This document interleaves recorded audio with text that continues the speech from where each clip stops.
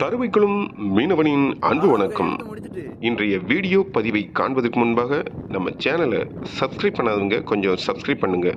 என்னுடைய அன்பான வேண்டுகோளை ஏற்று சப்ஸ்கிரைப் பண்ணுற நீங்கள் அந்த பெல் ஐக்கானை கிளிக் பண்ணி அதில் ஆளுங்கிற ஆப்ஷனில் வச்சுருங்க.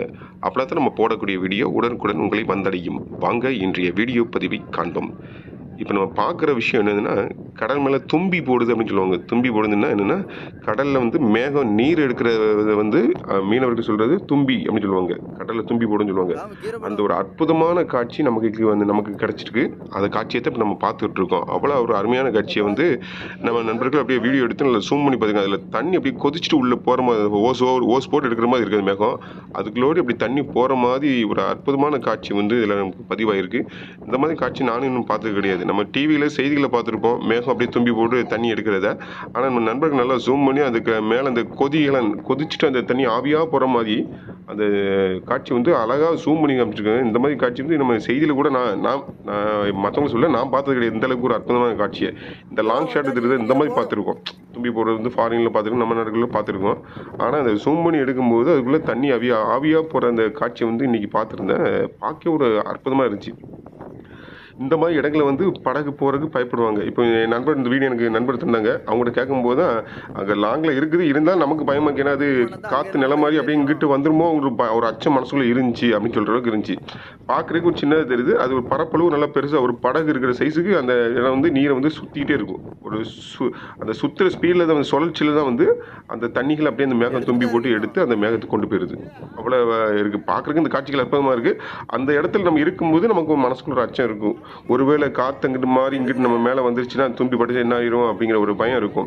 ஏன்னா இந்த மாதிரி சொல்லுவாங்க, தும்பி பட்டுச்சுன்னா மேலே அந்த படகு கூட செதைச்சி விட்டுரும், செதைச்சி உடச்சிரும் அப்படிலாம் சொல்ல கேள்விப்பட்டிருக்கேன். அப்படிங்கும்போது பயம் இருக்கும். அதாவது மேலே போகிறது தெரியுதுல, வேப்ரேட் ஆகி அந்த ஓசை தண்ணி மூச்சு வாங்க மாதிரி தெரியுதுல, மூச்சு வாங்கி தண்ணி குடிச்ச மாதிரி இந்த மாதிரி காட்சியை அதான் உண்மையை சொல்கிறேன். இந்த மாதிரி காட்சி நான் பெரும்பாலும் எங்கேயும் பார்த்து ஞாபகம் எனக்கு இல்லை. இந்த நமக்கு கிடைச்ச இந்த ஃபுட்டேஜில் தான் இந்த ஒரு அற்புதமான ஒரு காட்சி வந்து பதிவாயிருந்துச்சு.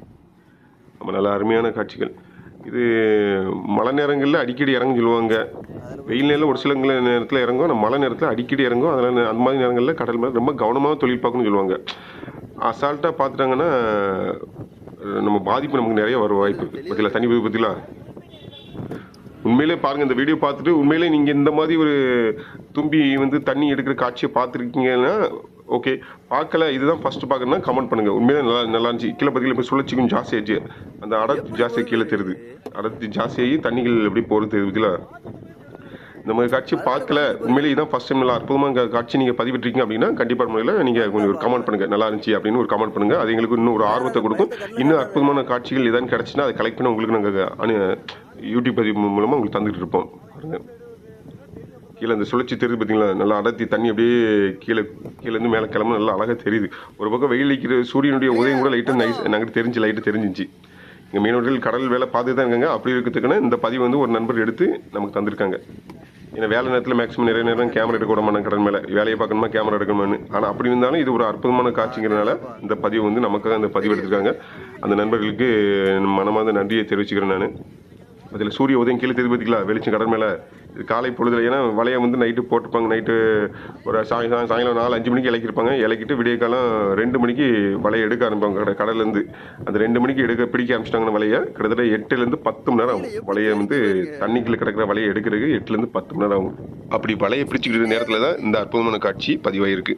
ஓகே நண்பர்களே, இன்றைய வீடியோ பதிவு எப்படி இருந்துச்சு? இன்றைய வீடியோ பதிவு பற்றி கருத்துக்களை கமெண்ட் வேலை தெரியுங்க. மீண்டும் இது போன்ற சிறப்பான வீடியோ சந்திப்போம். அதுவரை உங்களிடம் விடைபெறுவது தருவை புபி அருண். நன்றி.